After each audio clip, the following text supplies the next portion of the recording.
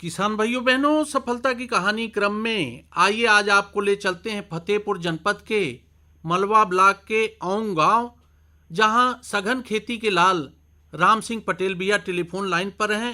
राम सिंह पटेल भैया नमस्कार। नमस्कार। राम सिंह पटेल भैया, आप सघन खेती के लाल के रूप में जाने जाते हैं, सहफसली खेती के लिए जाने जाते हैं। एक ही खेत में एक से अधिक फसलों का उत्पादन करते हैं, बागवानी का उत्पादन करते हैं, सब्जी का उत्पादन करते हैं।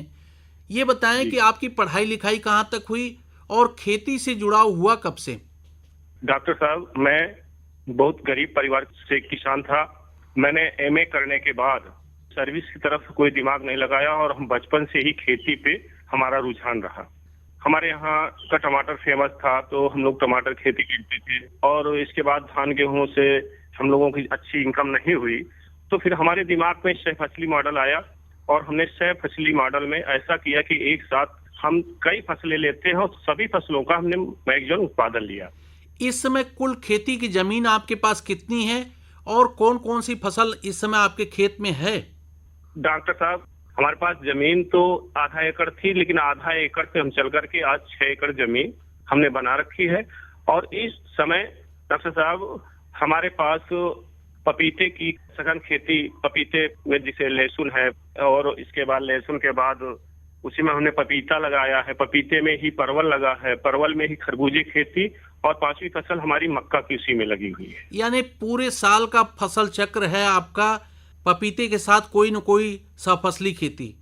हमने पहले इसमें लहसुन लगा था सितंबर के लास्ट सितंबर में, और जैसे लहसुन लगा उसी में हम मेड़ बना करके हमने पपीते के 7x6 जिगजैग पे हमने पपीता लगा दिया।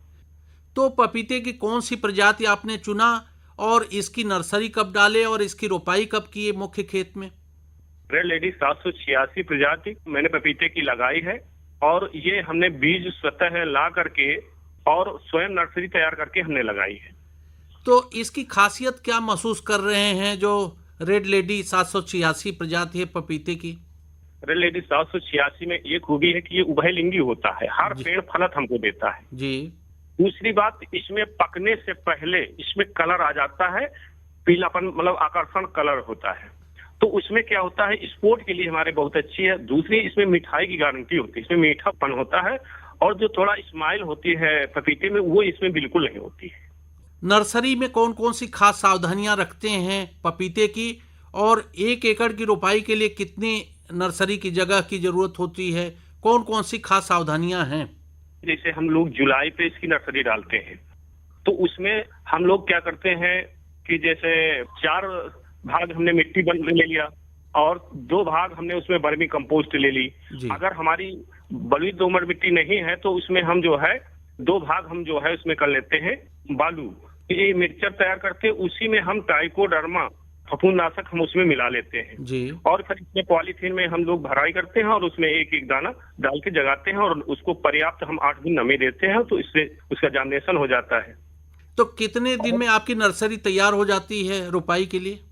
डॉक्टर साहब, ये पपीते की नर्सरी 45 दिन में रोपाई लायक आ जाती है। और इस बीच में जिस खेत में आपको पपीते की रोपाई करनी है उसकी तैयारी करते होंगे? हम जब लास्ट जुताई करते हैं तो उसमें क्या करते हैं कि ट्राइकोडर्मा से शोधित करते हैं, साथ में हम एक बैरियाना बैसियाना आता है, ब्यूवेरिया बैसियाना, तो उससे जो जितने भूमि जनित जैसे दीमक है या नेमेटोड है, इनके लिए उनसे हमको राहत मिल जाती है। तो हम इस भूमि शोधन में ये करते हैं, और जैसे हम सड़ी गोबर की खाद मिला देते हैं।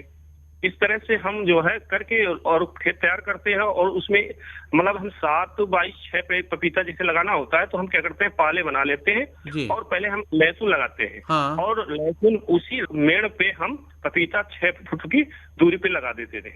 हमें एक पपीते के पेड़ को 36 वर्ग फुट की जगह चाहिए, लेकिन जब हम फसली में करते हैं तो हम इसको 42 वर्ग फुट जगह देते हैं। यानी 7x6 पर रोपाई करते हैं और बीच में लहसुन की फसल लेते हैं। लहसुन की फसल पूरी बरमहल मिलती है, और इसी में हम परवल भी लेते हैं, मतलब एक साथ ये 3 फसलें तो एक साथ लग जाती है। जैसे लहसुन सबसे पहले, इसके बाद पपीता, और पपीता के बाद तुरंत परवल लग जाता है। तो परवल की रोपाई कब करते हैं? तीनों फसलें एक साथ रोपाई वही लास्ट सितंबर या शुरू अक्टूबर में हम रोपाई करते हैं इसकी। तो इस समय फसल कैसी है आपकी? परवल और पपीता आपके खेत में होगा? इस समय लहसुन की खुदाई हो चुकी है और खरबूजा हमारा उसका फसल खत्म हो चुकी है, तो उसमें इस समय पपीता है, परवल है और उसमें रो में हमने मक्का लगा दिया है।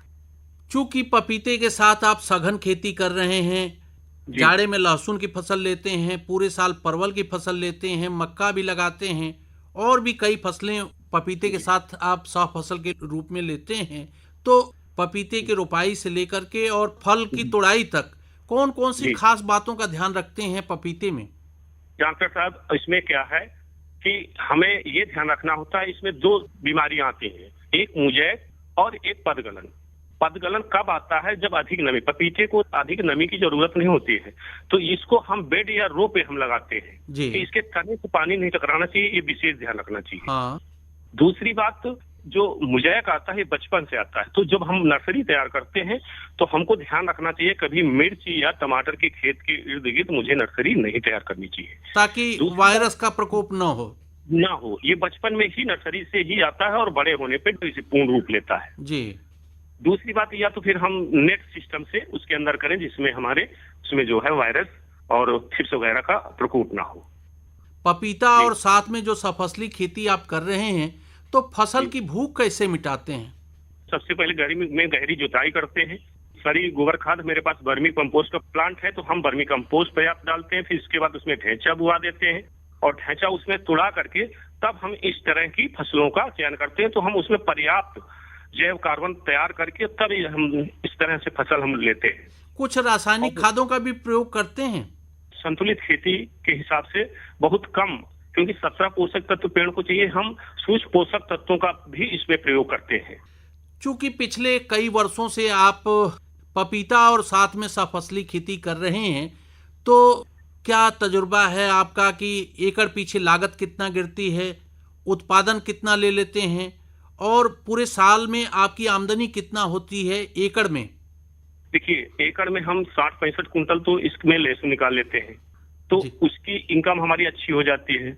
दूसरा मेन फसल पपीता हमारा हो गया, तो पपीता इसमें जैसे हमारा 1150 पेड़ लगा, 1150 पेड़ लगे हुए हैं, हम 150 पेड़ निगलेक्ट कर देते हैं, मान लीजिए किसी जानवर ने तोड़ दिया है, गड़बड़ हो गए, 1000 पेड़ है। और डॉक्टर साहब, कच्चा पपीता पहले बेचते हैं, जी ये गर्मियों में ये बिकता है 20 से 30 रुपए किलो, हमारा खेत से व्यापारी आकर ले जाता है। हाँ और जब इसका रेट डाउन होता है, जब 7-8 रुपए में आता है, तो हम पपीते को फिर बिक्री डॉक्टर साहब रोक देते हैं हाँ और हम उसको पकाने के लिए छोड़ देते हैं, और जब पका पपीता हमारा 20 से 25 रुपए खेत से पका बिक जाता है।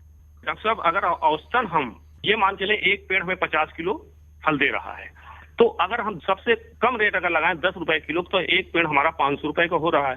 अगर हम 1000 पेड़ मिलते हैं तो 5 लाख रुपया तो हमारा एकड़ में ये आ रहा है। और लागत? डॉक्टर साहब, हम जो है स्वयं बीज ला करके जब तैयार करते हैं तो पेड़ हमें लमसम वही 15 रुपए का प्रति पेड़ पड़ जाता है, तो इस हिसाब से लागत हमारी बहुत कम आती है। ये मान के लिए 75-80 हजार टोटल जो हमारा अमाउंट है, टोटल लहसुन का, ये सब 75-80 हजार रुपया हमारा एकड़ में लग जाता है। मान लीजिए अधिकतम तो 1 लाख मान लीजिए, तो वो परवल जो है, खरबूजा जो है, मक्का, ये जो लागत हमारी ये निकाल देता है। बहुत सारे किसान भाई बहन उत्सुक होंगे आपसे मिलने के लिए या आपसे बात करने के लिए, तो अपना मोबाइल नंबर बता दें। डॉक्टर साहब, 9936 05 8016, 9936 058 016, 9936 05 8016। चलते चलते निचोड़ रूप में और क्या कुछ कहना चाहते हैं अपनी सफलता की कहानी के बारे में? डॉक्टर साहब, किसान में अगर जज्बा हो तो वो हर मंजिल बहुत आसान हो जाती है। सोचने भर से नहीं, कर्तव्य करना पड़ता है। अगर किसान दृढ़ निश्चयी होकर के अगर खेती करता है तो खेती घाटे की सुविधा नहीं है। राम सिंह पटेल भैया, आज सफलता की कहानी क्रम में जो आपका पपीता उत्पादन और 3-4 सहफसल की खेती आप करके आज खुशहाल हैं और किसान भाई बहन आपसे सीख लेंगे। बहुत बहुत धन्यवाद।